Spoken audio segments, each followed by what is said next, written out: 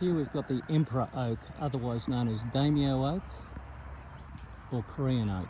It's a deciduous tree of some 15-20 metres in height potentially, deciduous and with much larger foliage than most oak species. It's quite remarkable foliage. I'll come up close so you can get a sense of the size of the foliage, and they will actually get much bigger than this with time. This is in quite a bit of shelter from large eucalypts behind me, and so it's reducing the leaf size a bit, unfortunately, so it's not giving the full scope of the size of the foliage. The other feature that is notable is that the trunk on this tree is a beautiful deep fissured bark, really quite attractive with age. This tree is not particularly big, but it's probably been here 20 years, I'm not sure. It's in a bit of shade, so once again it'd probably be half as big or twice as big if it had a bit more exposure to sun, having a 200-foot gum tree right near it, obviously, and these elms and conifers and so forth around, and birches. It's in a lot of shelter here at the Alfred Nicholas Gardens. A really good day out if you want to come for a picnic and have a look. Alfred Nicholas, inventor of aspirin, and this was his country hideaway, and apparently some interesting wild parties were had here back in the 20s. And if you go down by the lake, there's a bit of a lake house and a couple of little islands with ginkgos on them, so really remarkable place on a summer's day to come for a picnic. Beautiful gardens and some really interesting trees. It's got some less common species available for you to have a look at, and mature sizes, so a really relaxing day out.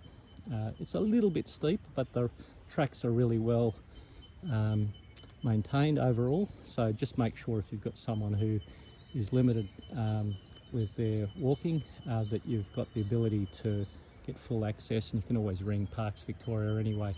The other remarkable thing about this Daimyo or emperor oak is the beautiful autumn colour. Many of the oaks have sort of yellowy and a bit of a mixture of autumn colours, and some of them get a little bit of pinks and reds and stuff, but Daimyo oaks can go really beautiful reds in the autumn. The Quercus rubra is another one that's, if you really want good autumn colour, and it also comes in the gold leaf form.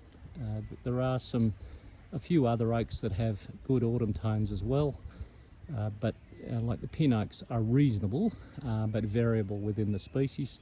But the red oak and the Quercus rubra, and this one here, Quercus dentata or Daimyo or emperor oak, are really good examples of oaks that colour well.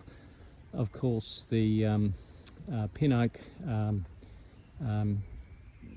is a great species, and that's another alternative as well.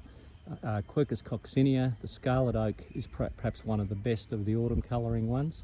It is really quite brilliant red in the autumn, and so rubra, coccinea, and this one, the dentata, are all Quercus or oaks that are really wonderful for autumn colour, and they've got beautiful foliage as well. I mean, just the green foliage of the spring is more than enough to a reason to plant it as a shade tree. Daimyo oak, or this one here, is a little smaller than a lot of the really big oak trees, so it's a little more moderate in size. So if you want a species that's not too big, this isn't too bad. There are other species that are even smaller again, but a lot of them aren't available in Australia, unfortunately. There's several hundred species of oaks. This oak, the Daimyo oak, is also known in Korean cuisine. They use the acorns. So if you do a Google on Quercus dentata, you will get information about this Quercus and the acorns and how they can be used in cooking and preparing different dishes. Acorns on many species of oaks have been used for centuries by different nationalities around the world where they're endemic, and they're quite famous in years gone by for the meal or wheat that's made from the acorns, and you just need to know how to prepare them. Once again, all this sort of information is online if you look it up for each relevant species that's been used.